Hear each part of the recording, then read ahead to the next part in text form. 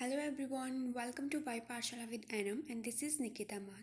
सो friends, आज हम बात करने वाले हैं टॉपिक नंबर सेकंड की, that is diversity in the living world. तो चलिए देखते हैं डाइवर्सिटी का मतलब क्या होता है। तो डाइवर्सिटी मीन्स होता है कि that is variety of species present in this living world. Diversity को हम बायोडाइवर्सिटी भी कह सकते हैं। बायो मीन्स होता है life and diversity means that is variety of species and so it total definition क्या होगी, that is variety of species present in this living world, that is called biodiversity और diversity. उसके बाद में species का मतलब क्या होता है कि जितने भी आप प्लांट्स, एनिमल और ऑर्गेनिजम्स को अपने सराउंडिंग में देखते हैं उन सभी को हम एज अ स्पीसीज़ जो है रिप्रेजेंट करते हैं, राइट। और अभी तक बिटवीन 1.7 to 1.8 मिलियन स्पीसीज़ जो हैं वो अभी तक डिस्क्राइब की जा चुकी हैं, राइट। यहाँ तक क्लियर होगा सबको। अब आगे देखते हैं। तो देखिए, मतलब इस वर्ल्ड में मिलियंस ऑफ प्लांट्स और एनिमल्स जो हैं वो प्रेजेंट हैं, और सभी उन जो प्लांट्स एनिमल्स को ना एक लोकल एरिया में उनको एक लोकल नेम से जाना जाता है। और ये जो लोकल नेम होता है ये प्लेस टू प्लेस वैरी करता है, even with in a country. ठीक है, एक कंट्री में हर एक स्टेट में उसको अलग नाम दिया जाएगा, हर एक डिस्ट्रिक्ट में उसको अलग नाम दिया जाएगा। और इस तरीके से क्या होता है, बहुत कॉम्प्लिकेटेड हो जाता है। अगर हम एक स्टेट में किसी प्लांट को एक नाम दे रहे हैं, एक लोकल नेम से बुला रहे हैं, तो दूसरे स्टेट में जाएंगे तो हम अगर उसको वहाँ पे उसको किसी और लोकल नेम से बुलाया जाएगा तो ऐसे क्या बड़ा कन्फ्यूज़न हो जाएगा। लोग किसी प्लांट को अच्छे से ईजिली आइडेंटिफाई नहीं कर पाएंगे, उसको डिस्क्राइब नहीं कर पाएंगे कि वो किस प्लांट के बारे में बात कर रहे हैं, किस एनिमल के बारे में बात कर रहे हैं। तो उनको एक पर्टिकुलर नाम देना, ठीक है, दैट इज़ मोस्ट इम्पॉर्टेंट। ठीक है, वेरी इंपॉर्टेंट हो गया वो। तो उस प्रोसेस को, एक पर्टिकुलर ऑर्गेनिजम्स को एक पर्टिकुलर नाम देना, उसको हम बोलते हैं nomenclature. That process is called nomenclature. And nomenclature और naming is only possible when the organisms is described correctly. इन जब एक ऑर्गेनिज्म को हम करेक्टली डिस्क्राइब करेंगे ना, तभी नोमेनक्लेचर और नेमिंग सिस्टम पॉसिबल है।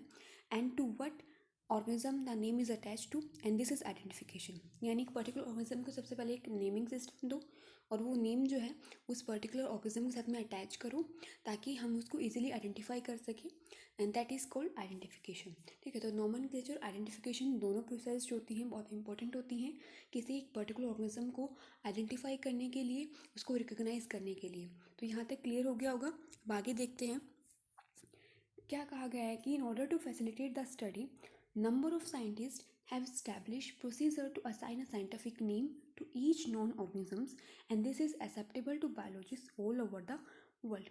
यहाँ पे क्या कहा गया है कि बहुत सारे साइंटिस्ट ने एक प्रोसीजर को जो है असाइन किया था, स्टैब्लिश किया था एक पर्टिकुलर नॉन ऑर्गेनिज्म को एक नेम प्रोवाइड करवाने के लिए, एक साइंटिफिक नेम देने के लिए।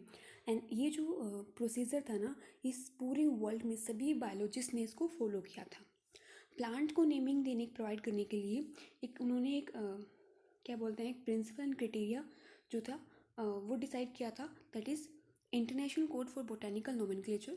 ICBN के अकॉर्डिंग प्लांट्स को जो है वो नेमिंग दी जाती है, साइंटिफिक नेम उनका डिसाइड किया जाता है। और एनिमल्स का जो साइंटिफिक नेम है वो international code of zoological nomenclature के अकॉर्डिंग डिसाइड किया जाता है। ठीक है, और ये ऑल ओवर द वर्ल्ड जितने भी बायोलॉजिस्ट हैं सभी जो है इस प्रोसीजर को फॉलो करते हैं, प्लांट के लिए, एनिमल्स के लिए। नीचे क्या लिखा गया है कि the scientific name ensure that each organism has only one name. ये साइंटिफिक नेम ये एंश्योर करता है कि हर एक ऑर्गेनिज्म का केवल एक सिंगल नेम हो। Description of any organism should enable the people in any part of the world to arrive at the same name. ठीक है, मतलब अगर एक ऑर्गेनिज्म का सिंगल नेम होगा ना तो ऑल ओवर द वर्ल्ड किसी भी पार्ट में वर्ल्ड की जो पीपल्स है ना उस पर्टिकुलर ऑर्गेनिज्म को इजीली डिस्क्राइब कर पाएंगे। And they also ensure that such a name has not been use for any other known organism. कि वो जो नाम जो एक आपने एक पर्टिकुलर ऑर्गेनिज्म को एक नाम दे दिया, वो किसी दूसरे ऑर्गेनिज्म को जो नाम नहीं दिया जा सकता। ठीक है, ये भी इंश्योर किया जाता है इन प्रोसीजर्स में, that is ICBN and ICZN। Okay, बाकी देखते हैं कि बायोलॉजिस्ट ने also follow universally accepted principle to provide scientific name to known organisms। ठीक है, जितने भी नॉन ऑर्गेनिजम्स हैं जिनको अभी तक पहचाना जा चुका है, रिकग्नाइज किया जा चुका है, उनको एक नेम्स प्रोवाइड करने के लिए उन्होंने कुछ यूनिवर्सली एक्सेप्टेड प्रिंसिपल्स को फॉलो किया था। और हर एक नेम के दो कंपोनेंट होते हैं। ठीक है, जो भी साइंटिफिक नेम दिया जाता है किसी ऑर्गेनिज्म को, उसमें दो हिस्से देखने को मिलते हैं, दो कंपोनेंट देखने को मिलते हैं। एक होता है जीनस का नेम, जेनेरिक नेम, और एक होता है स्पीसीज़ का name, that is specific name. ठीक है, and this system of providing a name with to component is called binomial nomenclature. ठीक है, ये जो सिस्टम होता है एक नेम प्रोवाइड करवाने का, साइंटिफिक नेम प्रोवाइड करने किसी ऑर्गेनिजम्स को जिसमें दो कंपोनेंट होते हैं, इसी सिस्टम को बोलते हैं बाइनोमियल नोमेनक्लेचर। ठीक है, और ये जो नेमिंग सिस्टम है ये कैरोलस लिनियस के द्वारा दिया गया था, और इस जो नेमिंग सिस्टम को पूरे वर्ल्ड में सभी बायोलॉजिस्ट ने इसको फॉलो किया था। ठीक है, यहाँ तक क्लियर है। आगे देखते हैं, जैसे कि हम इसी को अंडरस्टैंड करने के लिए कि भाई कैसे एक नेम की साइंटिफिक नेम में दो कंपोनेंट होते हैं, हम एग्जांपल ले लेते हैं मैंगो का। अब मैंगो का साइंटिफिक नेम क्या है, इसका बायोलॉजिकल नेम क्या है, that is Mangifera indica. Mangifera indica में क्या है, दो कंपोनेंट है। तो जो पहला कंपोनेंट है दैट इज़ मैंगीफेरा, ये रिप्रेजेंट कर रहा है जीनस को, और जो सेकंड कंपोनेंट है इंडिका, ये रिप्रेजेंट कर रहा है स्पीसीज को। तो हो गया ना कि दो कंपोनेंट होते हैं दैट इज़, और ये जो नेमिंग सिस्टम है किसके अकॉर्डिंग दिया गया है, बाइनोमियल नोमेनक्लेचर ने, और किसने दिया इसको, कैरोलस लिनियस ने दिया है। राइट, यहाँ तक समझ में आ गया होगा कि कैसे हम एक ऑर्गेनिज्म को साइंटिफिक नेम देते हैं बाइनोमियल नोमेनक्लेचर के अकॉर्डिंग। ठीक है, बाकी कुछ यूनिवर्सल रूल्स हैं नोमेनक्लेचर की जिनको सभी बायोलॉजिस्ट ने all over the world follow किया था एक नॉन ऑर्गेनिज्म को नेम प्रोवाइड करने के लिए।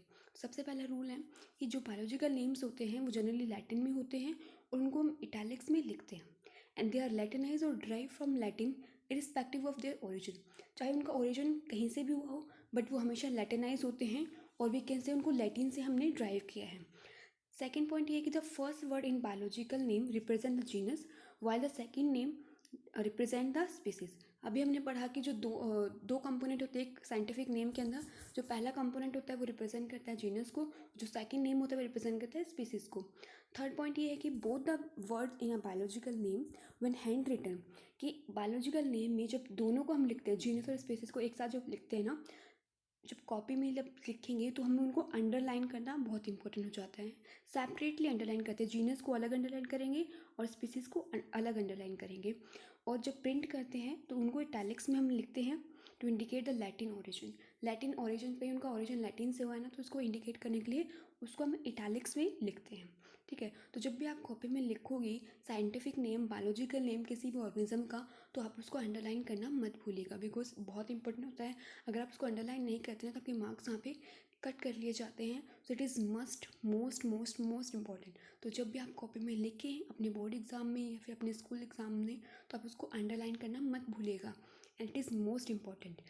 फोर्थ पॉइंट ये है कि जो जीनस का जो फर्स्ट लेटर होता है ना, वो हमेशा कैपिटल लिखा जाता है। ठीक है, और जो स्पीसीज़ का जो फर्स्ट लेटर होता है वो हमेशा स्मॉल लेटर लिखा जाता है। यानी कि जैसे कि आप मैंगीफेरा की बात करें तो मैंगीफेरा में जो एम होगा ना वो बड़ा लिखा जाएगा, और मैंगीफेरा इंडिका, इंडिका में जो आई होगा ना वो स्मॉल लिखा जाएगा, और दोनों को सेपरेटली आपको अंडरलाइन करना पड़ेगा। ठीक है, उसके बाद में क्या लिखा है कि जो जैसे कि मैंगीफेरा इंडिका आपने एग्जाम्पल देख लिया, name of the author appear after the specific epithelate that is at the end of biological name and is written in an abbreviated form, example Mangifera indica lim। यानी क्या कहा गया है कि जो ऑथर जिसने उस नाम को डिस्कवर किया है, उस ऑथर का जो नाम है वो स्पीसीज़ के जस्ट आफ्टर लिखा जाता है। जैसे कि यहाँ पे बताया गया मैंगीफेरा इंडिका लिन। लिन क्या यहाँ पे इंडिकेट कर रहा है कि जो मैंगीफेरा इंडिका जो नाम है ना वो लिनियस के द्वारा सबसे पहले डिस्क्राइब किया गया था। तो ये लिखने का तरीका होता है एक साइंटिफिक नेम को, एक बायोलॉजिकल नेम को, और जितने भी बायोलॉजिस्ट है ना जो भी एक साइंटिफिक नेम को डिस्कवर करता है किसी ऑर्गेनिज्म के लिए, वो इन सभी रूल्स को फॉलो करता है। तो आपको ये ध्यान में रखना है कि जब भी आप बायोलॉजिकल नेम आप लिखो तो आप हमेशा उसको जीनस को, स्पीसीज़ को सेपरेटली अंडरलाइन करना मत भूलना, बिकॉज बहुत बहुत इंपॉर्टेंट हो जाता है। आपको मार्क्स जो है वो यहीं से मिलते हैं जब आप बायोलॉजिकल नेम को लिखते हो तब। आगे चलते हैं, आगे क्या कहेगा कि since it is nearly impossible to study all the living organisms, it is necessary to devise some means to make this possible, and this process is classification. यानी कि अपनी वर्ल्ड में बहुत सारे लिविंग ऑर्गेनिजम्स होते हैं ना, डिफरेंट डिफरेंट टाइप्स के, जिनके करेक्टर अलग अलग होते हैं, तो उनको अपन एक साथ स्टडी करना, उनको अलग अलग रिकग्नाइज करना बहुत डिफ़िकल्ट हो जाता है। तो इसको थोड़ा सा ईजी करने के लिए क्या किया जाता है, वो क्लासीफाई कर दिया जाता है। यानी कि कुछ ऐसे करेक्टर्स जो हम इजीली ऑब्जर्व कर सकते हैं, उन करेक्टर्स के अकॉर्डिंग हम उनको डिफरेंट डिफरेंट कैटेगरीज में सेपरेट कर देते हैं, उनको क्लासीफाइड कर लेते हैं, ताकि हम उसको इजीली रिकग्नाइज कर पाएँ, उसको इजीली स्टडी कर पाएँ। That is called classification process.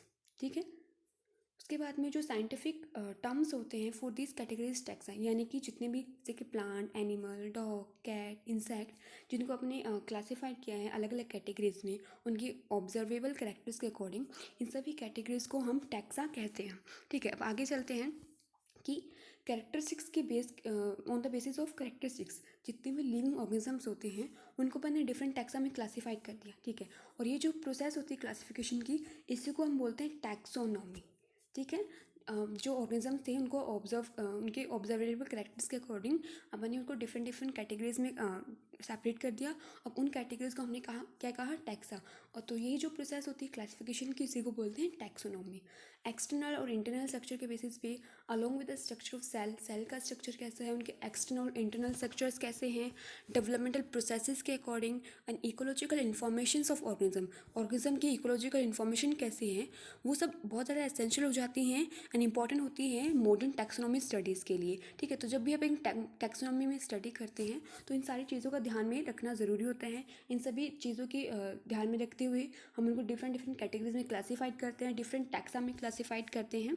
Hence जो कैरेक्टराइजेशन हो गया, आइडेंटिफिकेशन हो गया, classification, nomenclature are the processes that are basic to taxonomy. ठीक है, टैक्सोनॉमी में इन सभी चीज़ों का ध्यान रखा जाता है, किन किन का। सबसे पहले कैरेक्टराइज करते हैं हम उसको, फिर आइडेंटिफिकेशन करते हैं उसका, फिर उसको क्लासीफाइड करते हैं, और फिर इसको नॉमेनक्लेचर यानी उसको एक नेमिंग सिस्टम, उसको एक नेम प्रोवाइड करते हैं अपन। एंड ये सभी क्या करते हैं, किसके अंदर आते हैं, कौन से प्रोसेस में आते हैं, टैक्सोनॉमी प्रोसेस के अंदर आते हैं।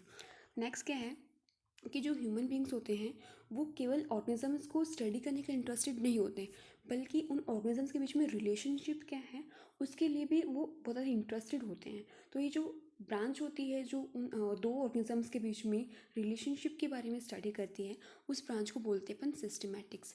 वट सिस्टमैटिक का मतलब क्या होता है, that is systematic take into account evolutionary relationships between organisms के बीच में इवोल्यूशनरी रिलेशनशिप क्या है। ठीक है, उसको कौन स्टडी करता है, उसको स्टडी करता है सिस्टमैटिक्स। और जो वर्ड है सिस्टमैटिक्स, उसको हमने एक लैटिन वर्ड सिस्टमा से ड्राइव किया है, जिसका मतलब होता है systematic arrangement of organisms. Right, यानी कि दो ऑर्गेनिजम्स के बीच में क्या इवोल्यूशन रिलेशनशिप है, उस ब्रांच को हम बोलते हैं सिस्टमैटिक्स, जो इसके बारे में स्टडी करते हैं। और जो सिस्टमैटिक्स जो वर्ड है वो हमने सिस्टमा से ड्राइव किया है, सिस्टमा का मतलब होता है सिस्टमैटिक अरेंजमेंट ऑफ ऑर्गेनिजम्स। और जो लीनियस है उसने सिस्टमा नेचुरली जो है वो उसको यूज़ किया था अपने जो उन्होंने पब्लिकेशन दिया था उसके टाइटल के रूप में। And the scope of systematics was later enlarge to include identification, nomenclature and classification. ठीक है, सिस्टमैटिक्स में किस किस के बारे में डिस्क्राइब किया गया था, आइडेंटिफिकेशन के बारे में, नॉमेनक्लेचर एंड क्लासिफिकेशन के बारे में सिस्टमैटिक्स में बताया गया था। Okay friends, so thank you so much. Keep learning with Bai Pathshala and please like and subscribe my channel. Thank you so much.